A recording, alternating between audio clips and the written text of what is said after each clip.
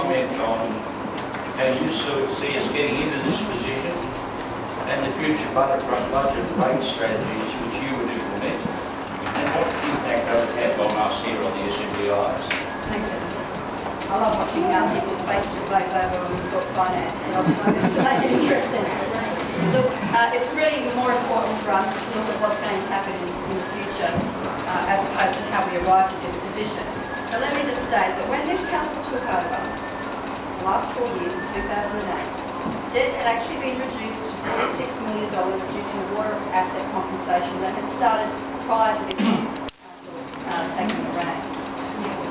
The negotiations occurred all through that period, and the compensation was paid to our bank account on that day.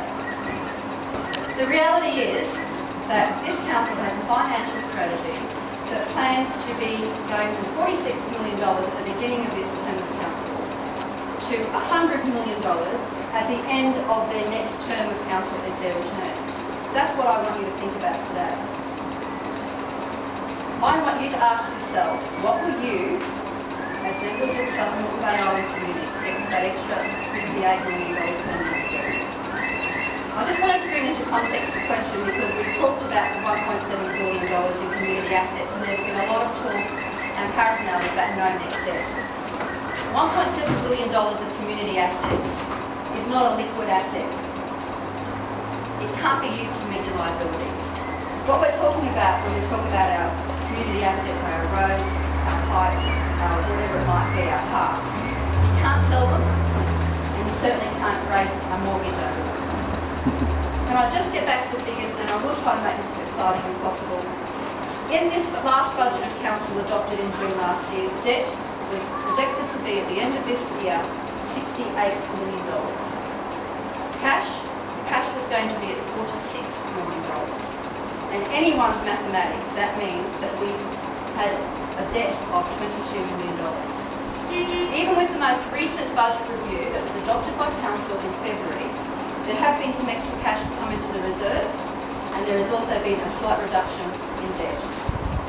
The debt is at $67 million according to that budget review, and cash is at $62 million. In anyone's terms, we are still in the negative by $5 million. At this point in time, right now as we speak, we've just gouged rates out of our residents, and we're up to about $90 million in revenue in the bank. And we also owe a few $1 million back to Allconnect because we were actually getting more dividends than we deserved. So we also have to take into context that we have constrained revenue in that cash. $15 million of that has been raised through levies, and it can't be used to extinguish debt. It must be spent on this raised for. Have I bored you yet? No. Good, okay. What the QTC, and Melbourne just referred to the QTC report, reveals is this council actually intends to keep raising rates faster than the rate of inflation, said in the document.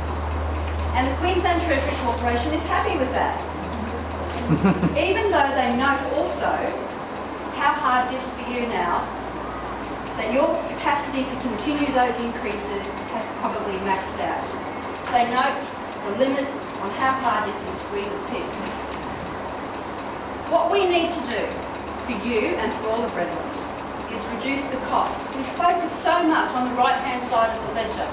We don't focus enough on the left-hand side, on our expenses. We need to reduce the cost so that our income is sufficient to our needs. And this might mean reversing decisions that the current Mayor and Council have made, which amongst other things, has increased senior management. Now, I know that the Mayor has just referred to a benchmark of the DPI and the state government. Frankly, I wouldn't be benchmarking myself to any state government department and their level of middle management. The other thing we need to be aware of is that we can't continue to increase overheads. This is what has caused the rates in Redland City, rates, fees and charges, to cumulatively increase by 45% over the last 4 years. That's about 4 or 5 times the rate of inflation, and I can guarantee that none of you have had wage increases even in general to CPI. How do we reduce costs? This is what I'm going to do if I have a supporting council when I'm there. Firstly, I'm going to slash the waste and inefficiency. Now, I noted that there was discussion about reducing our expenses, our operational expenses last year. You have to take the context of the last 4 years. 3 years of council, our employee costs, first 3 years, went up 30%. Our goods and services, our materials and services, which includes contractors and consultants, 43%. The CPI went up 12.5%. Now, you can combine those two and you can work out the math on that. We cannot continue to increase our operating expenditure at those levels. And yes, we did slash the budget. We did have to create voluntary redundancies, which cost you more money than you should have had to pay. Because what they did, they blew the balloon up way too big in the first 3 years and they had to let out some of the hot air. So what we're at now, cumulatively, is 28% increases over the last 20 years in employee costs. 36.6% in materials and services, which includes the consultants like the ones who wrote your Redland Bay foreshore master plan. And I think that could probably be money better spent for the to and fro that went on with that.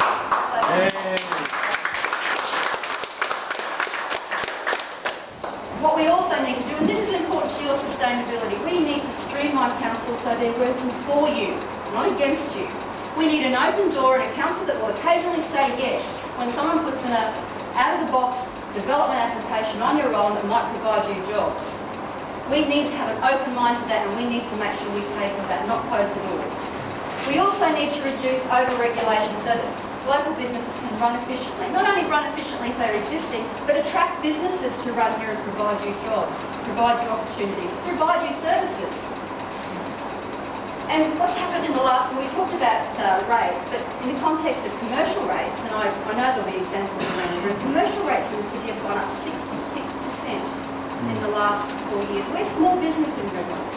I've been in business. I can tell you that I wouldn't be budgeting for those sorts of things without having to put my staff on. That's what happens when you impose unnecessary costs on business, and ultimately the same impact happens on residents because they too have a household budget. Just to sum up, and I've said this here before, you need to be united on these things. I have a pledge that I put out to the Redlands community. My pledge is to cap rates at CPI below. I'm being told that that's not possible. Well, my mother used to tell me I couldn't do things, and I think I might have proven her wrong a few times. You watch me, because you cannot afford as a community to have your cost of living going up more than what you were earning. Something has to give.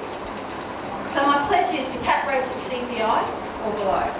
It's to cut over-regulation so it's easier for you to do business. It's to streamline council so you know who you're talking to in business and you're not being given the palm off from one officer to another. We need to constrain the future proposed debt because we're an ageing community, and if we don't have a business plan to back up every little bit of debt we go into and that it hasn't got a tangible outcome from every single one of us in Redland City, we shouldn't go there. And of course I've actually put that pledge out to 22 candidates and I've asked them to sign it. And 16 that thus far have signed it, and I'm asking you to make sure if you support what I'm saying, making it Redlands a more livable place, a sustainable future for Southern Macleay Island, you need to support those candidates so that we can support you.